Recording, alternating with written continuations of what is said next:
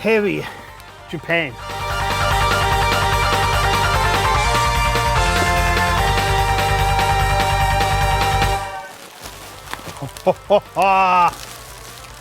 We have got surprises in here.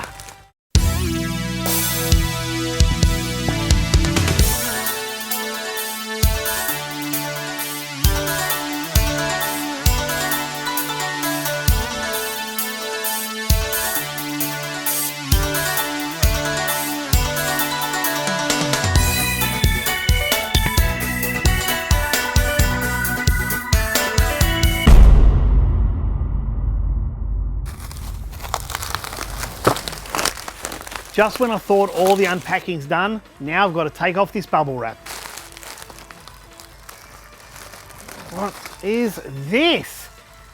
It is a Mario Maker 3DS limited edition, the Japanese version of course, coming from Japan. It looks brand new, and I believe, yes it is. You can just tell the way, the opening of the package, it is brand new. That is incredible. I love my 3DS limited editions. Look, I have got a lot of them and sometimes that can be a bit overwhelming. I don't want too many, but things like this Mario limited edition one, especially the 30th anniversary of Mario, I had to get. That is cool, and I will put that up there for now. Let's have a look at what else is in this bundle. I believe this is an X68000 game.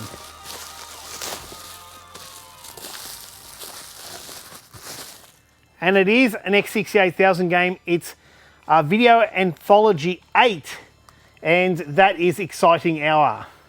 How cool is that? Have I not got this? I've got this one. Oh no.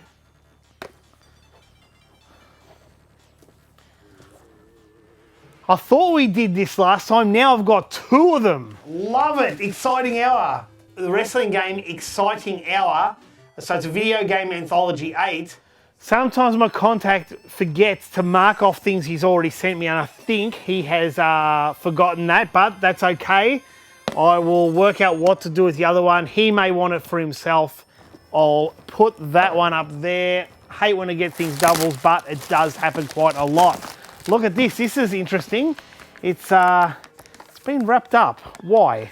Wow, that is a huge box, and it's Fatal Fury 2 on the X68000, and that box is worth its weight in gold. I don't know, but the box is awesome. It's a little bit bent here, but that's okay. It is in mint condition, and just that gloss on it too. It's supposed to be pretty close to Arcade Perfect. Look at that, Magical Company. And this is actually not cardboard. This is like a plastic feel. I'll open this. Wow, this is well presented. So I assume the discs are in here, and they are. The discs are actually in here. And let's have a look. 1, 2, 3, 4, 5, 6 discs to get Fatal Fury 2 up and running on the X68000.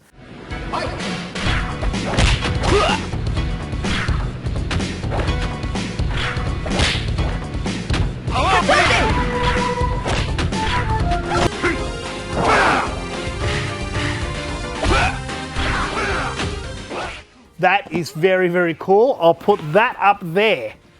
Now, what's next? This parcel, let's have a look. It looks like Mark III games. Let's have a look. Let's have a look. Oh man, this stuff's so hard to cut. One I've been after for a long, long time. I've only got the cartridge of it. Now I've got it boxed, is Kujaku. If you remember, quite a while back, I was talking about Kujaku 2, also known as Mystic Defender on the Sega Genesis. Anyway, it's good to have that. It's a platform game. It's very, very cool on the Mark III. Let's see what other games we've got here. We have got Rygar on the Mark III, which is cool. And here's what I've been waiting for, because it's hard to get, R-Type. R-Type on the Mark III is actually very, very hard to get compared to its Western counterpart, R-Type on the Master System, and that is so cool. And that takes advantage of the FM sound chip.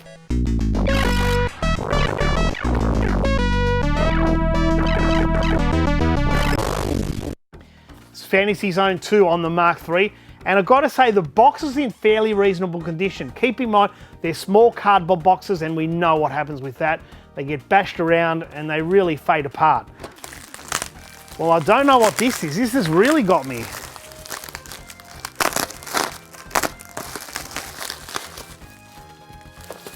What is this? Whoa! Yes! It's a Cyberstick by Sharp, and that actually has a lot of weight to it, believe it or not. It may look, man, that is very, very solid inside, you can tell. Let me take this off. This is awesome. It is the Cyberstick by Sharp. Again, I know I've said that already, to play games like Afterburner. So you've obviously got your throttle, and that's an analog control stick with your Vulcan guns and your missile on top. It's also, you can reverse A and B to reverse, obviously the up and down, or the X or Y axis, I always forget. Hold, I think that's to hold the button. Trigger speed, and you can adjust them by sliding that up and down. You got your A, B, C. So wrapped to have this. This will go in the cabinet straight away, and I'll be using it to play Afterburner. Finally, I've got this Chase HQ on the Famicom. I only have it on cartridge, and you can see here 28 Taito. Taito actually number their games from 1. I think they've got about 50 games on the Famicom. So that is awesome to have. That'll go in its order. It'll be like that pretty much. I'll have to put that away in a minute and have a look at all these beautiful Japanese cart-based games. So we've got one here, which is a card, ironically. I said cartridges, and I've got 2 cards here.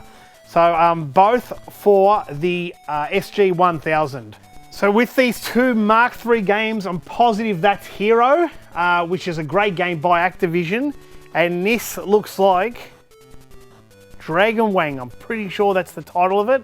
Both cards which are becoming harder and harder to get. So if you're thinking about getting into SG-1000, it's good to get the cards out of the way now because they're getting quite scarce. Another classic game, pretty much a favorite of mine, as you may have known, Salamander on the Famicom. I've actually got the game, but only the cartridge.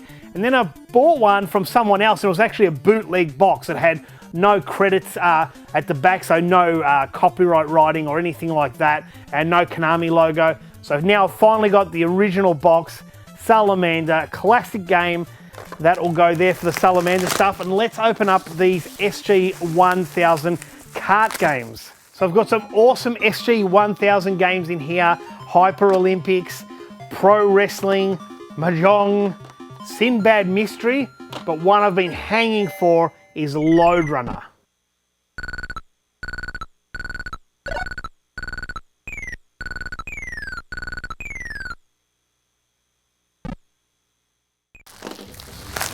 So before getting Fatal Fury 2 and currently owning Fatal Fury Special, I now have Fatal Fury 1.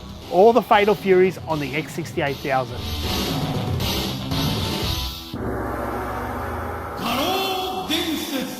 Produced by SNK. Have to be very careful undoing these, as these boxes are super fragile. Monaco GP SG-1000. What's this one? Zaxxon, again SG-1000. Well, they're all SG-1000 games. Championship Soccer, Championship Baseball, and, well, Zippy Race.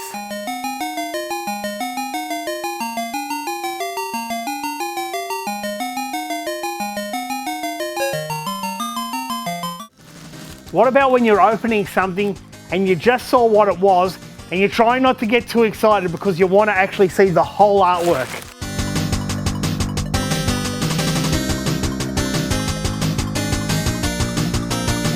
I've been waiting for this for ages. The box is not the best condition, but who cares?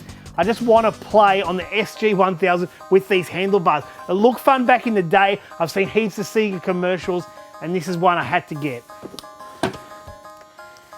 It literally looks brand new. So the box might be not the best, but look at that. Unbelievable. We've got one more, and I honestly have no idea what this is. I can't even see. It's covered up with Japanese paper, and it's actually quite weighty. It almost feels like a little television.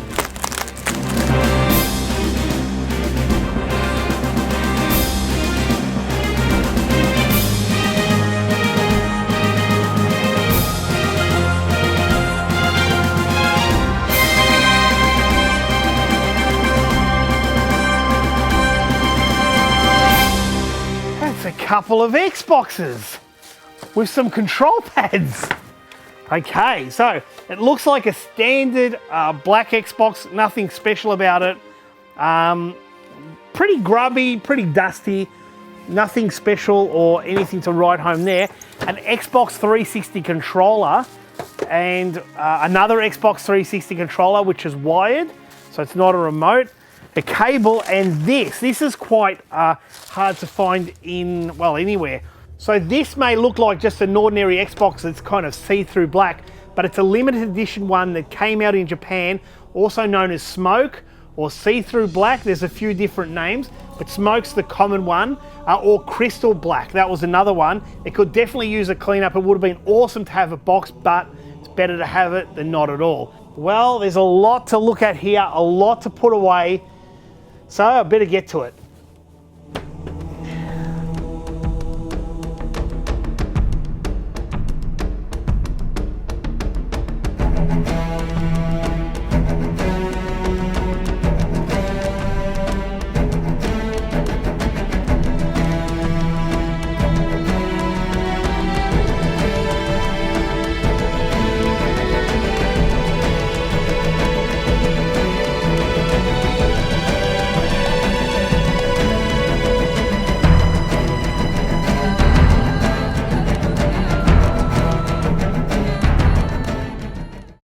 When I was 14, I became obsessed with importing Japanese video games, and this was before Japanese video games were cool. I started with the Mega Drive and haven't looked back. These days, my best friend lives in Japan and enjoys hunting down some of the rarest and obscure consoles, games and accessories for me. He has a list of everything I own and buys things on my behalf I don't have. The best part is, I don't know what I'm getting until I've opened it. This is What's in the Box, Japan.